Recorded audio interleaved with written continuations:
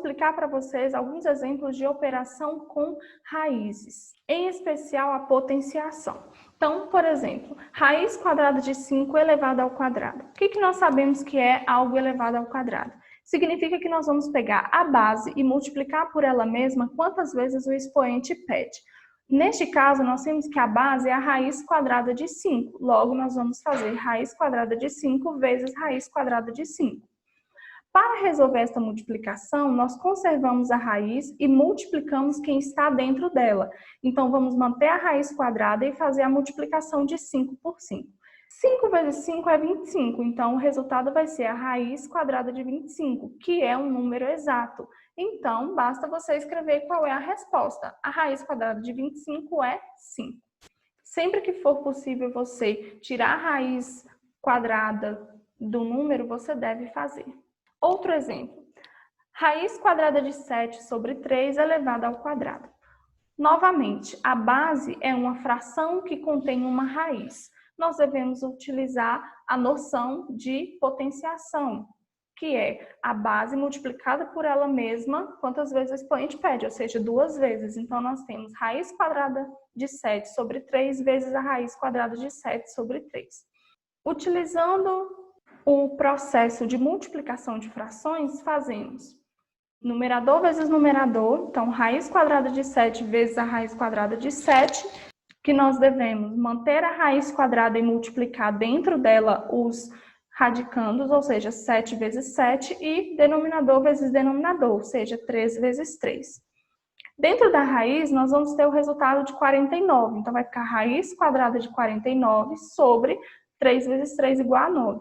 Nesta fração, nós podemos tirar a raiz quadrada de 49, que é o número 7. Logo, o resultado de raiz quadrada de 7 sobre 3 elevado ao quadrado é 7 nonos. Mais um exemplo. 2 raiz de 3 sobre 5 elevado ao quadrado. Então, novamente, vamos multiplicar a fração por ela mesma 2 vezes. E aqui, observem que do lado da raiz nós temos um número. Para realizar a multiplicação destes termos, devemos multiplicar número que está fora da raiz com número que está fora da raiz e raiz com raiz, da seguinte forma. Vamos fazer 2 vezes 2 e raiz de 3 vezes raiz de 3. No denominador, permanece 5 vezes 5. 2 vezes 2, 4. Raiz de 3 vezes a raiz quadrada de 3, nós mantemos a raiz e fazemos a multiplicação lá dentro. Então, vai ficar raiz quadrada de 3 vezes 3. Sobre 25, né, que é o resultado de 5 vezes 5, igual. O 4 nós vamos manter e realizar a operação dentro da raiz quadrada. Então, vai ficar raiz quadrada de 9 sobre 25.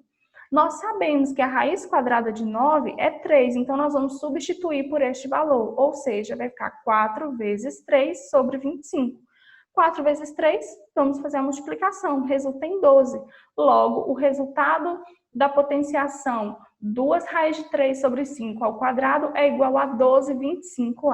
Agora, a multiplicação de duas frações, sendo que uma delas possui uma raiz quadrada. Aqui nós seguimos o mesmo procedimento da multiplicação de frações. Numerador vezes numerador, então vai ficar 2 vezes a raiz quadrada de 11, denominador vezes denominador, 5 vezes 3.